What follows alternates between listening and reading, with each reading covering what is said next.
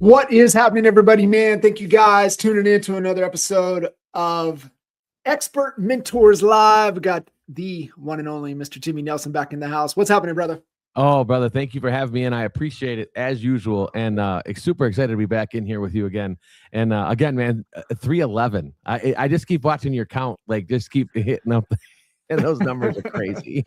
I was looking, like, even on the whole podcast itself. I mean, it just I kind of just laugh a little bit, and I think we're up almost to episode 800 on the podcast. So 311 of these are part of that, and so it's man, I love it. I really do. I enjoy it. I forget who I was talking to, kind of about, hey, what's the business metrics and everything from it? I was like, dude, like if it was a business metric, I wouldn't do it. It's Right. really more of, man, I just love who gets to come on and have conversations with. It keeps me sharp. It keeps me plugged in. And, plus the people that I have on are the people that I want to talk to and kind of pick their brains and kind of what they're up to. And, obviously, you're no different. And I have the opportunity to join you on your show at the end of the week and, Yeah, continue the conversation. And I think it's more going into it just from a great conversation. And I take notes every time, Jimmy. I mean, I really do. Every conversation, all 311 episodes, I've taken pages of notes, from that. So selfishly, it's that. And just I have a good time with it, and we're gonna keep doing it as long as get to talk to awesome people like yourself, and learn and continue to grow, and be able to have a little bit of contribution and add value back to this industry and the for community. sure, man. Yeah, this is the fun part of our business, right? To me, this is the fun. Like you said, I always try to learn something from somebody, try to learn something, take it back to an agent. If I can learn something and pass that on, like I'm winning. And Yeah. and being on shows like this and getting to do stuff like this, and being around people, man, that's just the icing to what we do. Yeah. Especially, thank goodness, now I am, coming into an office every day. It's actually Matt and DJ's office, the number one team at EXP in Pennsylvania. And so I get to come in their office every day. In fact, I was just in there with Matt, for the last hour before we jumped on here. And so, yeah, being able to connect and come in, but for a long time, just doing this, not being able to get into that environment. So it's really awesome to be able to jump in and have the scheduled time during the week to be able to connect with people really now all over the planet, which is really awesome. Yeah, technology has, again, COVID kind of sped us up through this, right, to get us to where we're at with all these streaming services and all the stuff we get to do. But it shrunk the world, man, and it gets us, again, to be around. Like you said, you're in Pittsburgh, I'm in Detroit, but here we are, right? Yeah, here we are. What's cool? Did you ever go through? It was one of the trilogy books, "The Future is Faster Than You Think," with Diamantis and Coulter. I believe it was Coulter, Stephen Coulter. No. They wrote Abundance, but there was another book in there, and then "The Future is Faster Than You Think" was book 3 in the trilogy. Book number 2 is skipping my mind, but that book was written at the end of 2019. Okay. Gets rolled out in January of 20. We all know what happens middle of March of that year.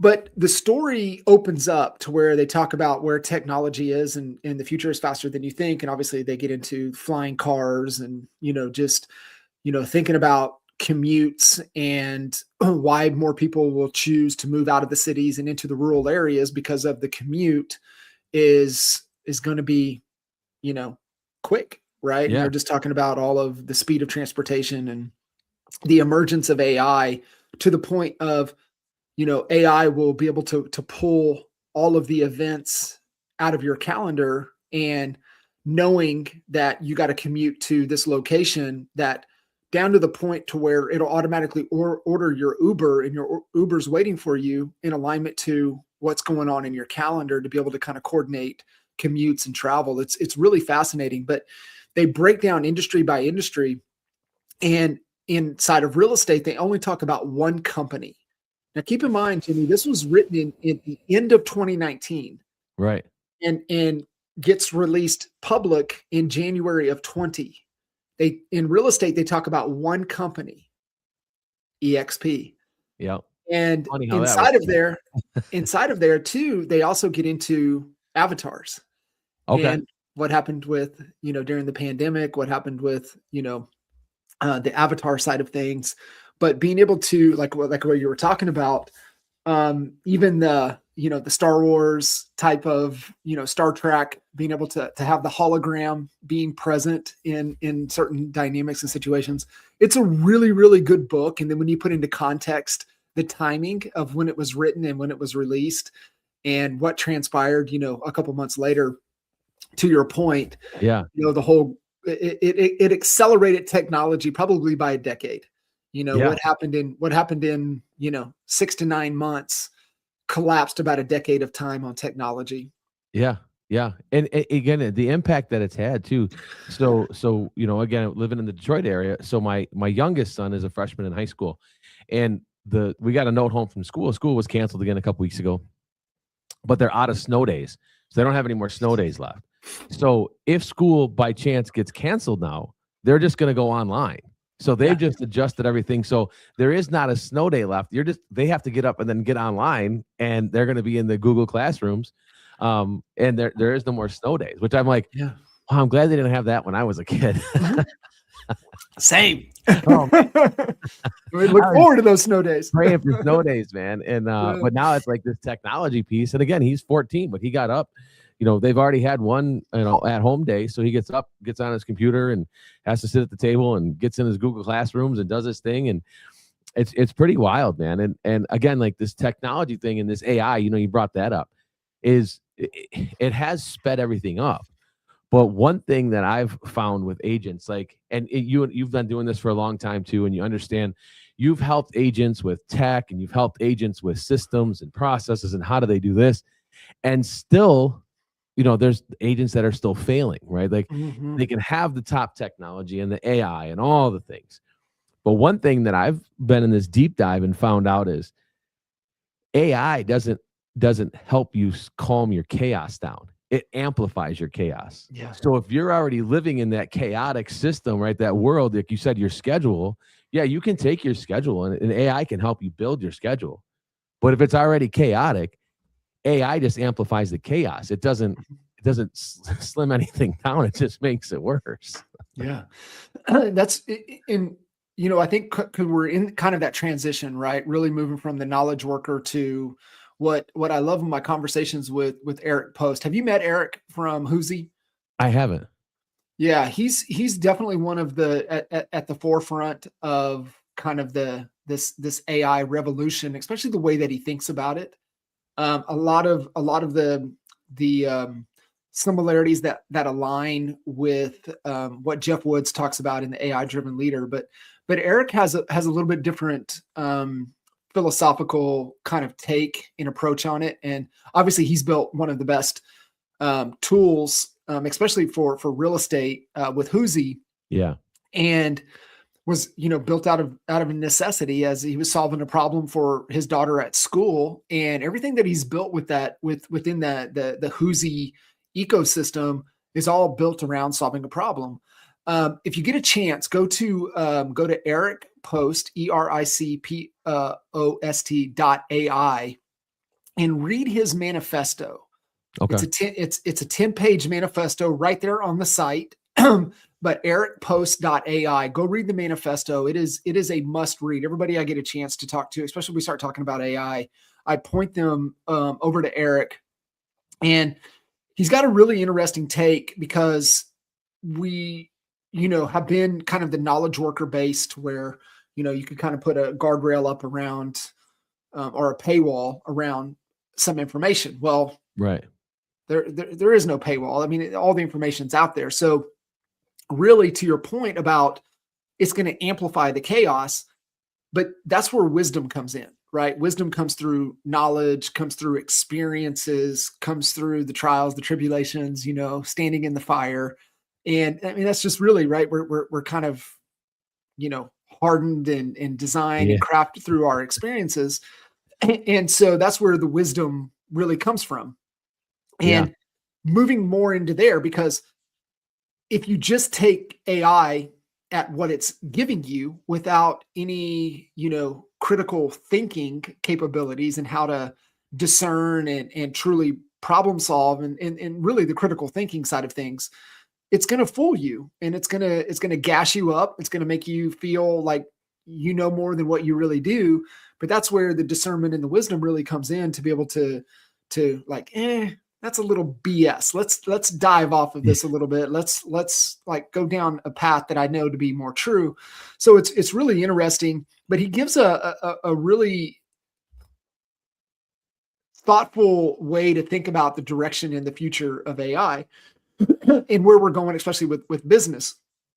And this will segue and tie right into the rabbit hole that you've been going down, because my personal coach told me about 3 years ago, he said, Jimmy, I asked him the question. I just said, hey, as human beings, where do we need to invest our time to improve? And my coach is contracted by a lot of the Fortune 100 companies. He's contracted, the U.S. Air Force has him on contract, and he works with the leadership throughout the Air Force. And he said, the number one thing throughout 25 was AI. Everybody, like U.S. Air Force, I mean, just everybody, AI, everything. But he told me about 3 years ago, Jimmy, he said, and when I asked him that question, he said two things. One, you have to have some type of mindfulness practice. And number two, you have to go deep on emotional intelligence. Yeah. And so when, kind of what we were going to dive into and talk about today, I was like, that just like the dog whistle, like my tail's wagging. I'm like, oh, let's go. Because it is that critical, right? And I think, as you improve that EQ and your discernment capabilities in the AI, you can sniff out a lot of things, but you can also sit back and pause and reflect. And there's so much to unpack with emotional intelligence. And so I'm really excited to dive into that. But to finish that story with Eric, he gave two examples. And he said, listen, one path. And he said, listen, he goes, I believe we're at a fork in the road. Yeah. And you got a choice. Now, he said, if you go through the fork in the road, it's a red ocean. You're just going to get bloodied. You're just like, you're not going to survive, because it's 1 foot in one and 1 foot in the other. And he said, one path is cold, non-personal. There's no connection. Yep. And he gave an example, and he talks about it in the manifesto as a hotel.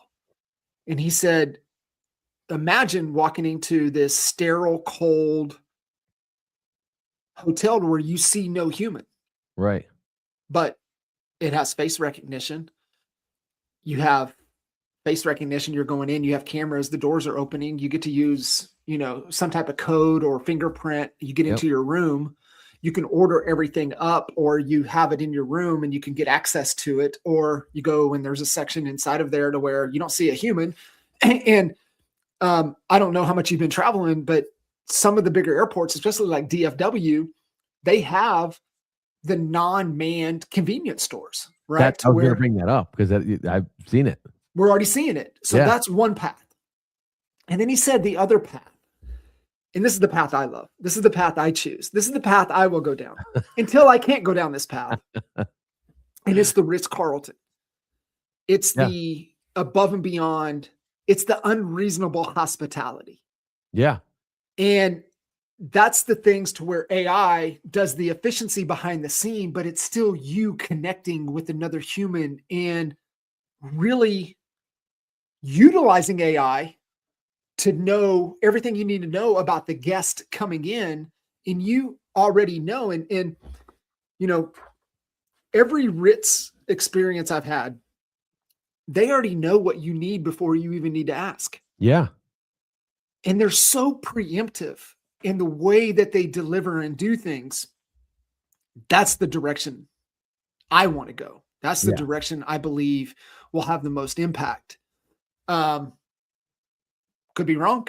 Could be way off base. But that's That's the path that that's at our least hope. I want to believe in. Yeah, that's our hope and dream staying stuck in there, right? Like, Yeah. just come on. I just want to. I love people. I want to be around people. I like to talk to people. Like, it's all those things, and I think that's so spot on because there is a separator there, right? There is this AI will give you.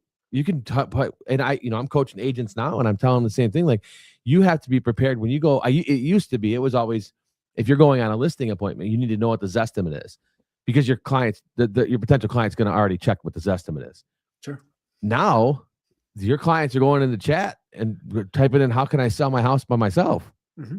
So you have to create a relationship and nurture something there that's going to make them feel something outside of just a transaction. Because if they can go search and chat GPT and put in, "How do I sell my house?" and it just lays everything out for you, why do they need you to put a sign in the front yard? And there will be a small subset of the market that will do that. I mean, there's Sure. such thing as for sell by owner. This is just amplifying and arming and giving more information to the for sale by owner individual. And it's going to continue to happen. It's a subset of the market. It already happens. It's just going to continue to happen. And, to your point, and Eric honestly shared this with me June of last year at Kitchen Table. He's like, Kitch, do you know what the number one customer complaint is now?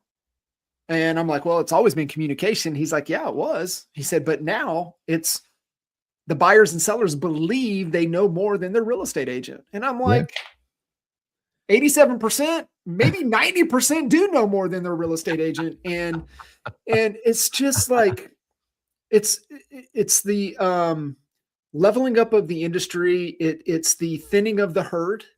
Of the, this is a hobby. I'm not taking this as a professional and needing to, stay at the forefront. But I mean, what are the statistics that came out from NAR? I mean, 2 years in a row, almost 75% of the real estate agents did not sell a house. Yeah. 2 years in a row. 2 years in a row. Wild. 2 years in a row. Wild. And again, like, it's so true.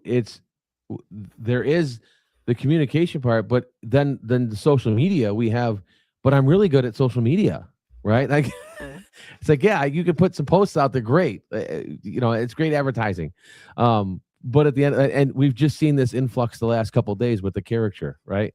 The character thing on Facebook where everybody's going in the chat and putting I did it. We all did it. Sure. Joined in on it. And it's fun. It's enjoyable.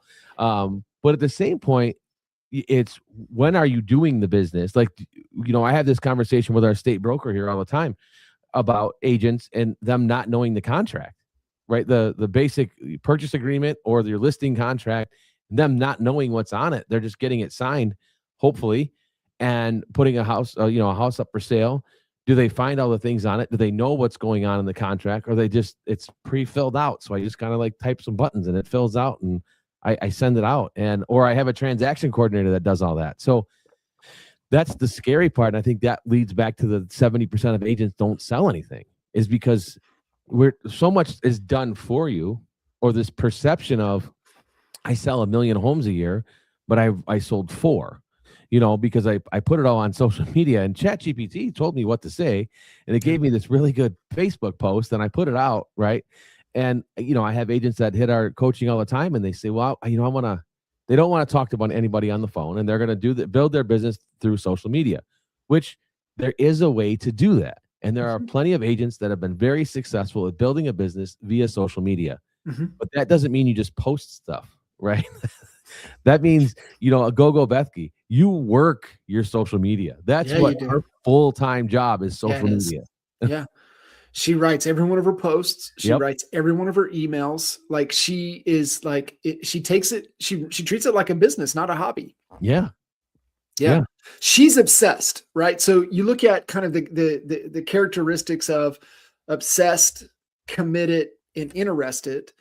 And the part-timers in this industry, the 75%ers, right, that don't sell a house, those are the people that are interested. Correct. You're going to sell, what you want to sell, depending upon, the amount of time and energy and effort, if you're committed, which I think is just an entry into this industry right now is like, Right. if you ain't committed, you ain't getting in. And obviously, we can talk about what committed means, but the few, right? The 0.0 or the 0.5% of this industry are obsessed. And that's the difference, right? To Yep. really gain any traction, it has to be an obsession. It has to be. And that's the thing too. Like, and this of coaching agents for as many years, we've all helped them with, adding tools, adding CRMs, automating everything for them. But then we still watch them stall, right? Like we still watch it stall out. And to me, that's where they're emotionally misaligned. Yeah. Right. They're emotionally not, they think one thing, they're getting told something, and they start to flex in and lean on what they're being told. And again, it's kind of like those, if you watch like American Idol, right? Mm-hmm. And they have those open auditions, and somebody will go into one of those open auditions and they're terrible. You know what I mean? Like they just can't sing. They're me. They can't sing, right? They can't play anything. They can't sing. They're me. But somebody told them along the way, like, "Oh man, you sound great. You should go on American Idol," and they go do it. And they believe in it. Like they have this belief of like, oh man, I'm going to make it. Yeah. Person that I believe in told me that they believed in me. They told me this. That has to be true. Yeah, it has to be true. But that's where it comes back, like for that emotionally misaligned. So, the emotional intelligence part, the B show do have, right? We don't get the have first. And in today's society, we're quick to try to get to the have.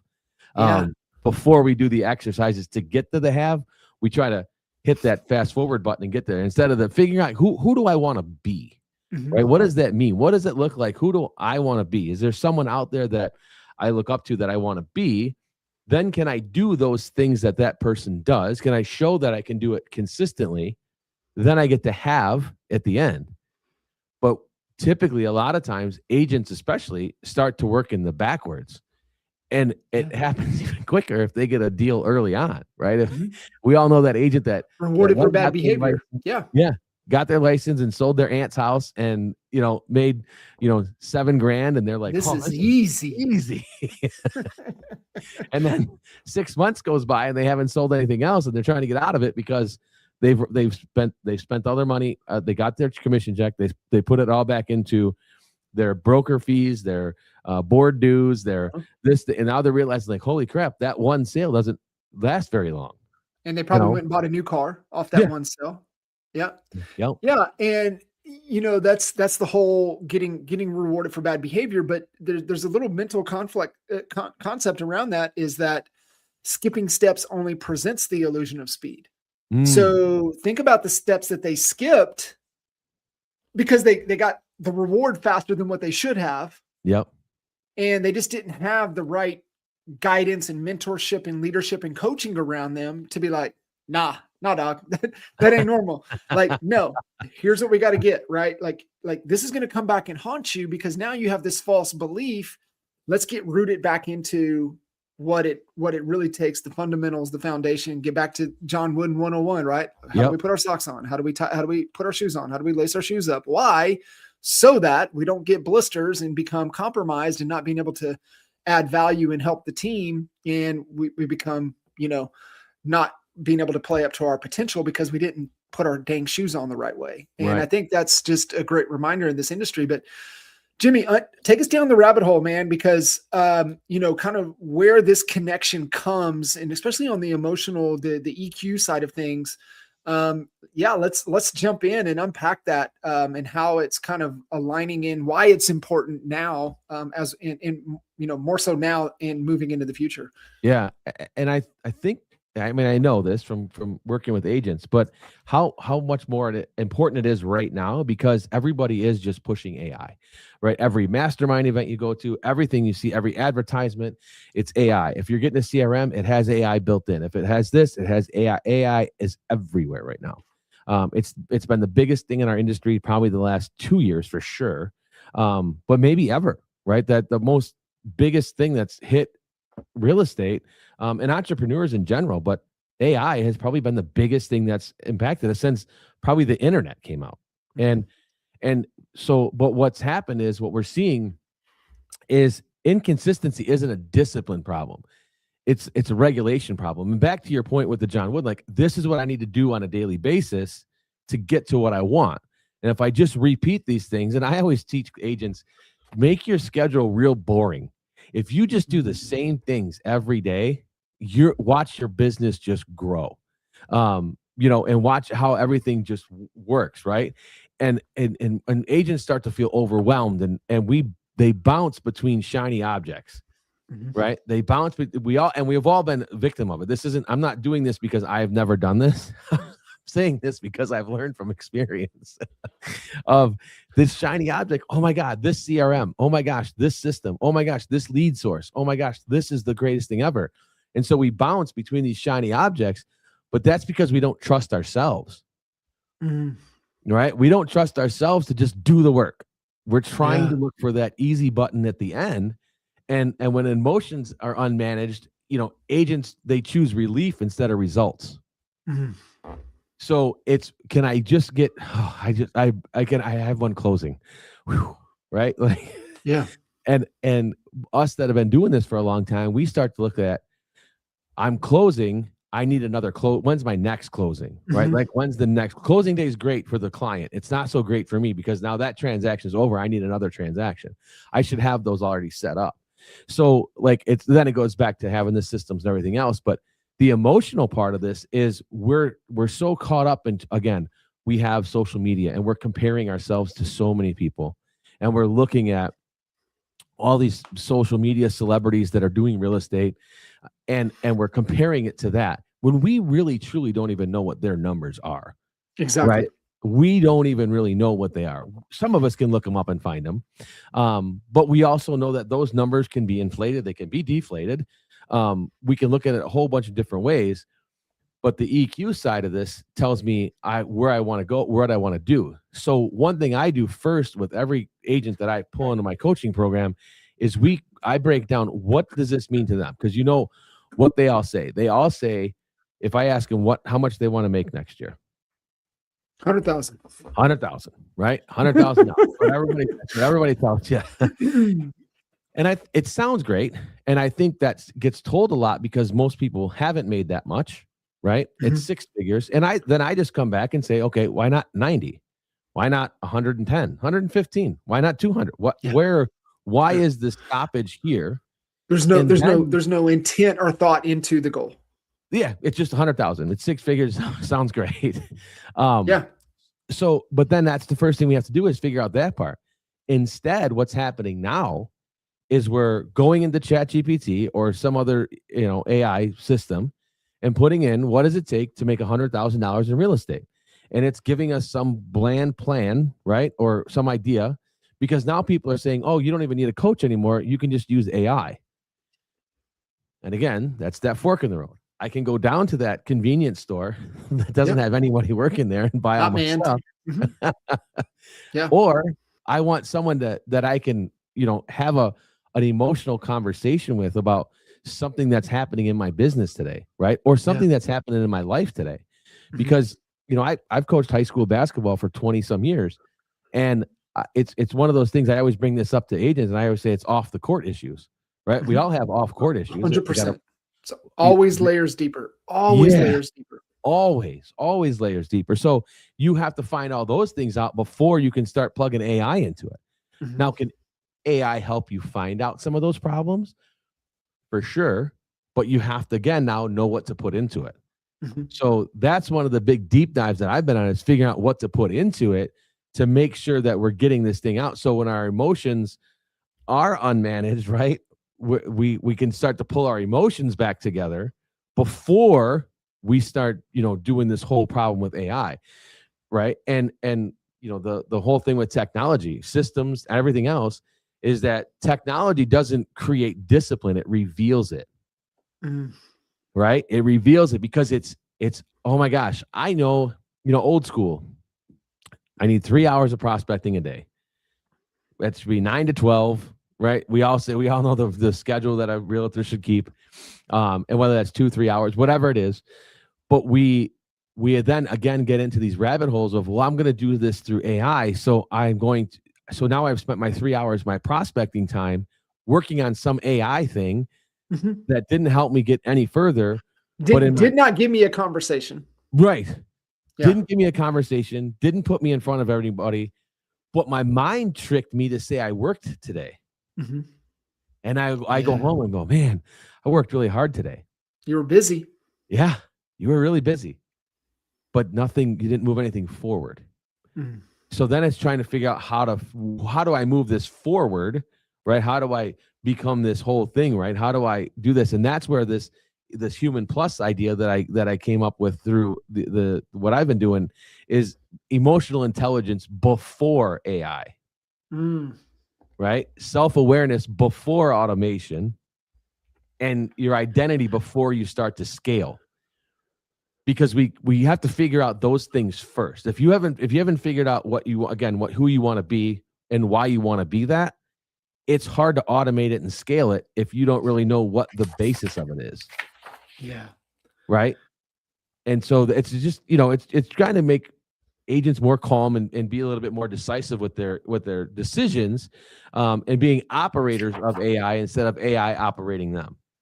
Right. I love And that. we've seen a lot of growth and success with our agents doing this the funny thing is that it's really helped them just calm a little bit too, because we get in this Mm. rat race and we become order takers of, can I go see this house today? Yes. What time do you want us to go see it? Right. And again, depending on what your lead sources are and whatever coming in, sometimes you have leads come in that have to go be taken care of that moment. Right. And then Barry Jenkins, from Ylopo said to me one time, he goes, the way these guys do lead sources, he always says, I always tell him, ask him at the end, do you want fries with that?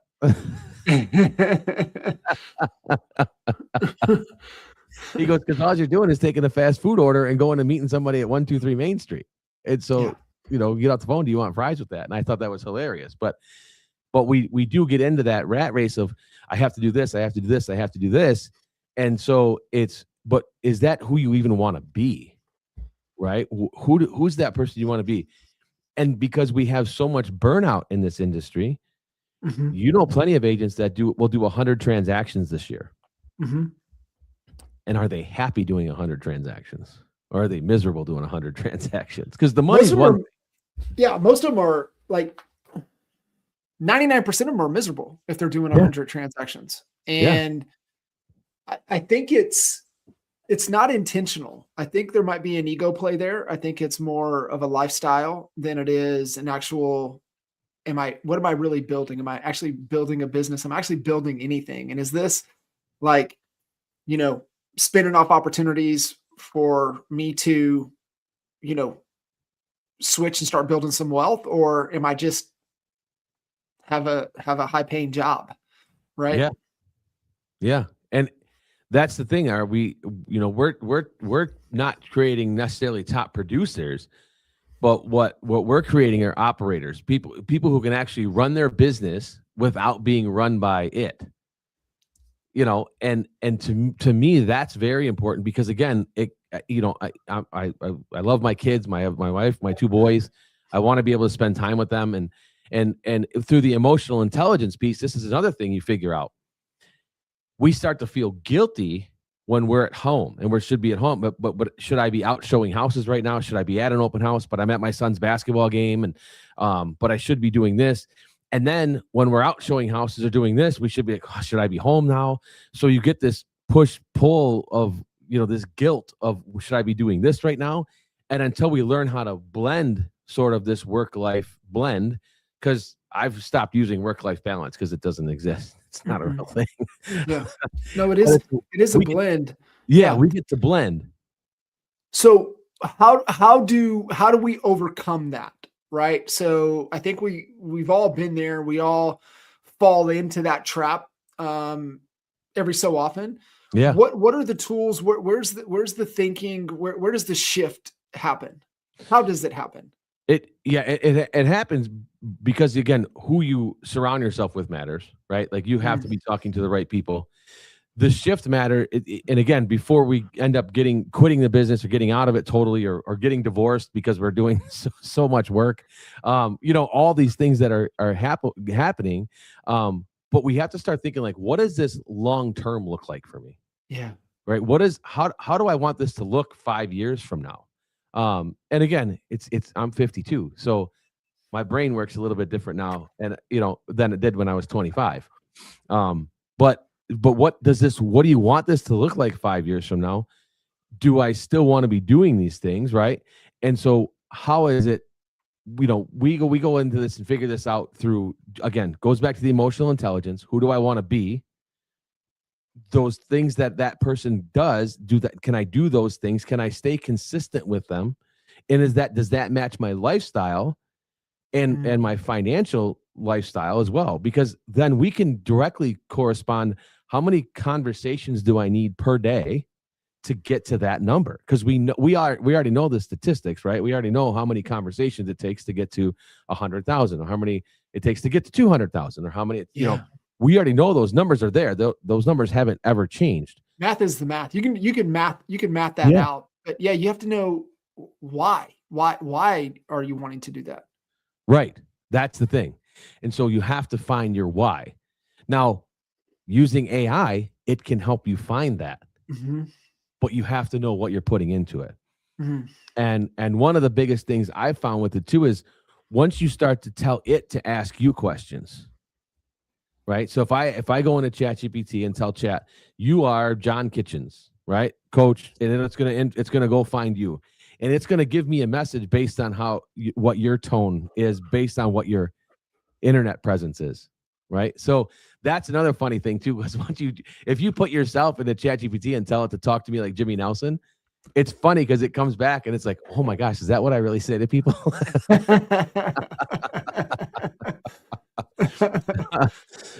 but it will do it in that tone, right? Yeah. And if you tell it not to be nice, don't cut any corners, give me direct feedback, and ask me 10 questions that will affect my business in a way that will help me get to the production piece that I want to. And again, you can fill in the blanks with these. But then when it asks you the questions, talk back to it, right? There's the little microphone button in the bottom, and click on that and talk to it and give the answer back, because we talk differently than we type. But once you start doing those kind of things, yes, it can help you. But again, you should also be seeing, is this what I want? And is this where I want it to be, in the next 2, 3 to 5 years? Where do I want this to be? And once you start to figure that out, that's when it starts to become this inner reflection of, now this is what I want, right? What are some good exercises or talk tracks? I don't want to say prompts, but essentially, how you want to tee up the AI, the prompt, if you will. But it's more of a, I'm a fan of, very rarely we'll type it out. I love the microphone, and we'll, throw whatever it is, via, audio message into, versus trying to type anything out or copy and paste in a prompt. Just being able to kind of go down that path. What are some of the, exercises or thoughts or prompts or things that you could do to help really unpack that why, the real reason of what we're trying to do? Maybe the goal beyond the goal is essentially what it is, right? Like, yeah, you ask them, okay, well, what's the goal? The goal is to make 100,000. Well, what's the goal beyond the goal, right? What is that 100,000? What's the purpose of it? How did you come up with that number? Why is that the number? Why is it not 100,000 a month instead of 100,000 a year? What are those exercises to help really flush that big picture, the bigger goal out? So what we do is through our success sprint, is what we do is, again, we break down financials and start to look at, okay, here's where I'm at. Here's where my ads, like what am I spending and my business currently? How many closings have I had in the last year or 6 months? We kind of mess with those. Again, depends on how long somebody's been in the business. But I'm always like, this is where we have to be really honest with ourselves as agents and people, is what does this look like? If it's zero, it's okay, right? If you haven't sold a house yet, you just have to be honest with yourself and say, okay, because I've had you, and you've had this too, I'm sure, where the agent sits down with you and says, I want to do, 25 transactions this year. Great. How many did you do last year? 0. Yeah. And it's like, it's really hard to go from 0 to 25, right? It's really hard to do that. And especially if you've been in the business for 2 years and you didn't do any business the last 2 years, and now you want to do 25. Well, yeah. Where have you gotten that business? So again, we break it down to, all right, how many hours does this take a day? many conversations do I need to have? So you look at this big goal of, let's say, 100,000, and then we just reverse math it and get it down to what the daily looks like. Because here's the other problem: if you put this very large goal out there, it's very scary, right? It's very intimidating. Oh my gosh, I have to do X. And and I take this, and I give this a lot of coaching to this. You can't boil the ocean, but you can boil it a pot at a time, right? But you can't boil the ocean. So be cautious of what you're putting out for these very large goals. So let's break those down. What does that look like per day? And what do we get to as soon as we're doing that stuff? So my thing is, like, it's being realistic with your goals. The SMART goals, right? Specific, measurable, right? Attainable, relatable, and timed. They have to be SMART goals. And again, we plug that into the AI. What are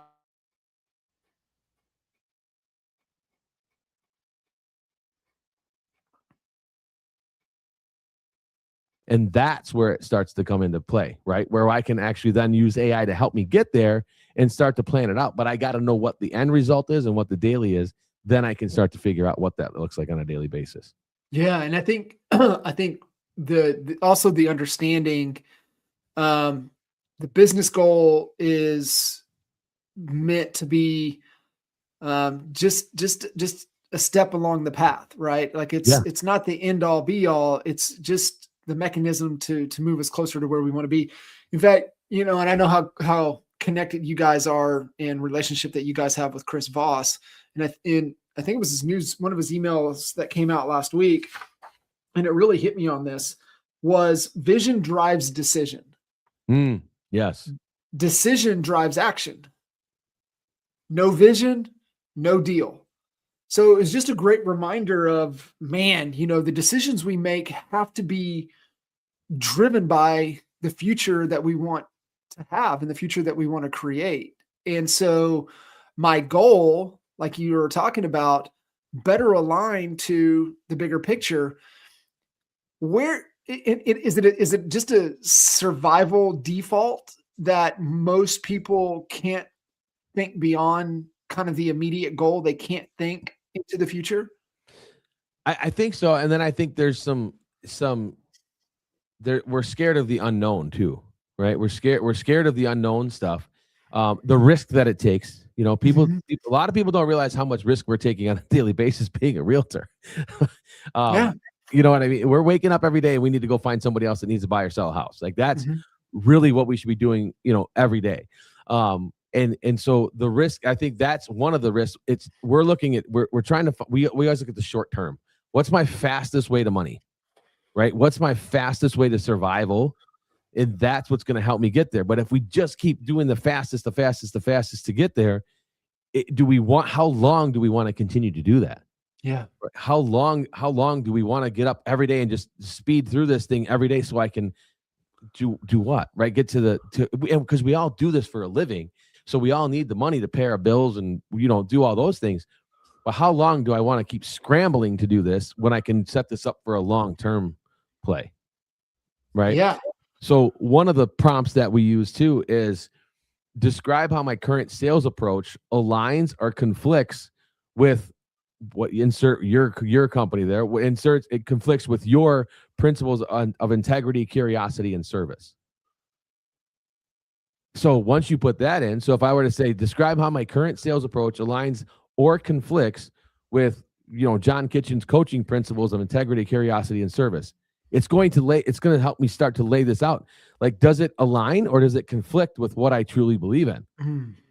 Right. And if it doesn't align with my integrity, my curiosity, why am I doing it? I should be moving on to something else and find something else that's going to actually line with what I want through my integrity, my curiosity, and my service, which is selling houses. I enjoy selling houses. I'm still a full-time agent, and I was just with a buyer over the weekend, right? Taking them out, looking at houses, and it's that relationship piece that I really like. So everything I do has to align with being able to build these relationships and being around people and doing all those things. Yeah. It's so cool. There's so many different angles within this industry that if you just spent some time reflecting that, like you said, aligns to those virtues, those values, aligns to, what lights you up, and moving away from what you just uh, no, I don't want to do this. Right. Yeah. Um, and really spend some time, I mean, within the space, right? Because we talk about it all the time. Like, when a home transacts, how many different businesses get the ripple effect of somebody taking new ownership of a property? What happens? Like, how many people get fed off of one home changing ownership? It's Yeah. wild. Yeah. And on top of that, just thinking about just the direct connection, right? The direct, the agent, the title, the mortgage, like all that, yes. But think about the local pizza place that puts out the coupon to get a free Yeah. pizza because you moved it. Like that's another, there's so many Yeah. layers to this thing. Like you said, that ripple effect just goes throughout the whole neighborhood. Mhm. Yeah. It's wild. I mean, you sit back and you start thinking about it. I mean, you think about, depending upon where you live, landscape companies, pool companies, Yeah. pest control companies, cleaning companies. You need fence maintenance, fence repair. You want to, resod the yard. Like I said, re-landscape, not just maintenance, but, just want to improve. Oh, we need, house painted. We need, something added on. Now you get in, contractor coming in. Oh, we need to revamp the HVAC. Now you got, contractors coming in, all the way down to, mom and pop Main Street business that's going to benefit from somebody new coming into the area, coming into the community. There's just so many different people that have an opportunity to get a swing at the piñata when, a home, changes ownership. Yeah. So, like, being able to find, as you were kind of listening, talking through a buyer, walking the buyer, showing buyer, and I'm like, Jimmy, God bless you. Like, I have no desire to go to that buyer, but I would love to walk through the property and see the angles, and why did the builder put this here? Why is this? Oh, how come I wonder why they extended this out this way. Right. And so, that intrigues me. So it's like, okay, well, where can you find an opportunity to create value with those likes, being able to get into it? So I Yeah. think, to your point, it's sitting down and being a little more intentional with something that you can see yourself spending the rest of your life doing, right? I think Yeah. that's kind of the thing. It's like, what is sustainable here? And I think that, that gets overlooked a lot, and not enough thought and energy into, like, what could I sit and do every day for the rest of my life? What is sustainable? And within the real estate industry, it's so broad. There's so much opportunity. So much. And so it's a great avenue, a great, way to go down. And there's so many different ways to build your business when it comes to real estate. There's so many different, and you've seen so many, I've seen so many. And so I think it's just falling in line to what you're talking about, but it comes back knowing yourself, knowing your strengths, knowing your weaknesses. And that's one of the tenets of emotional intelligence is your level of self-awareness. And it's Yeah. why we take all of the personality test, all of the assessments. We listen for feedback. We create feedback loops. We get coaches. We get mentors, right? It's all there to help us have a greater level of self-awareness. And how much happier would you, be to be able to design and make money on the things that light you up? Yeah. Yeah. And again, it's one of the things I love about coaching, right? So I've been coaching basketball for a long time, and putting that back into now with realtors and entrepreneurs, and I can coach them up because I've been doing this for a long time, right? So um but again, finding that passion, and again, the more people you help, the more you get in return, right? Yeah. And it's whether that's financial or just I feel good, right? But it's I start to feel good about that. And like to your point, there are so many avenues we can take in this business that should be able to fulfill you. And if you're not being fulfilled, you need to find something else to do. Yeah. Because there's no reason to be miserable. I had an agent that I talked to just a few years ago, and he said, he was 20, 21 at the time, and he said, I'm miserable. And I said, I'm like, bro, Like, you're way too young to be miserable. You need to be at least 50 before you're miserable, man. You ain't got enough reps to know what miserable is, Yeah. brother. Yeah. So I said, what do you like to do? And he said, I like to do the social media thing, and so he's actually started this whole other business that he does. Now he's doing Yes. people on social media and he loves it. He's having a great time. He's got his own business Yes. and he's killing it. And he's killing it because he loves what he does. He enjoys it and he's happy doing it. And now he's making money doing it. So it's Yeah. like, that's the rainbow, right? That's the pot of gold at the end, is that piece, right? It's how can I get to that part of where Yeah. I'm doing what I love and I'm making money at it. It's even better. It's even better. It's even better. And that is kind of the sauce in the recipe, right? You look at the why statement structure is broken down into, Jimmy, what are you the best in the world at that we can get you to do so that it gives you the most amount of fulfillment? Like, what is that? Right. And I think if a lot of people would just sit and pause and I mean, it's Simon Sinek's, why process. Yeah. And it's like, uncover what you are the best in the world at. What is your unique ability? What is your genius? What is your gift? Like go, take, go through the unique, unique ability, Dan Sullivan exercise, take the working genius, know your disc, do the Colby, do, the strengths finder, do them all. And then ask the people, the 10 closest people to you that'll tell you what you need to hear, not what you want to hear. And just ask them like, Jimmy, what am I the best in the world at? I mean, more importantly, like, what should I never do?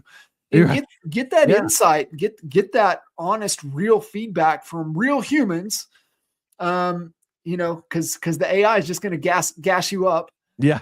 And so I think that's great. But then the other reflective part in what you said about the guy, what fulfills you? What gives you that fulfillment that just lights you up, that you could do, even if you weren't getting paid, you would do it. Yeah. And then the bonus is you get to do it and make money. Yeah. That's the bonus. And that's the pot of gold at the end of the rainbow that we're all looking for, is how can I be happy and aligned again with my family, with my friends, with my business, with my work and all those things. And how can I tie all that together? And you tie all that together through, again, figuring out what you want first and what you want out of this life. But what do you want first? Let's figure that part out. And then what's going to find that balance, and what's going to align with your integrity, your curiosity, and your service.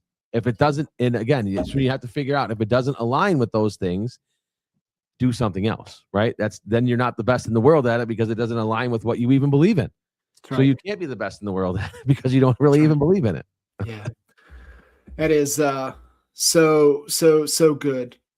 So, Jimmy, we didn't even get to really scratch the surface. How can, folks listening in, how can they learn more about this Human Plus side of things, your network? How can they get connected with you to dive a little bit deeper? Yeah, for sure. And I appreciate it. But EliteEdgeNetwork.com. So if everybody goes to the EliteEdgeNetwork.com, there's information on there about Human Plus. You can also just schedule time with me in there. There's a link to schedule time, 30-minute one-on-one with me in there.